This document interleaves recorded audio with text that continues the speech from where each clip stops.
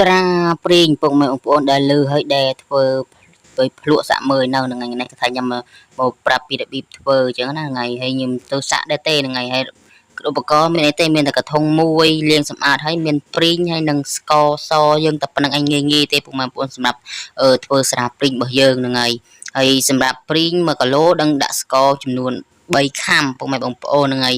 តែចំណែកខ្ញុំធ្វើថ្ងៃនេះព្រីងរាងក្រាលដែរពុកម៉ែបងប្អូនចិត្ត2គីឡូអញ្ចឹងខ្ញុំដាក់ស្ករកន្លះគីឡូអីចឹងណាបងប្អូនហ្នឹងហើយដាក់ធ្វើច្រើនធ្វើតិចគុណគូទៅតាមហ្នឹងទៅបងប្អូនហ្នឹងហើយ1គីឡូព្រីងជើស្ករចំនួន3ខាំអញ្ចឹងណាបងប្អូនហ្នឹងហើយធ្វើអញ្ចឹងទៅហើយ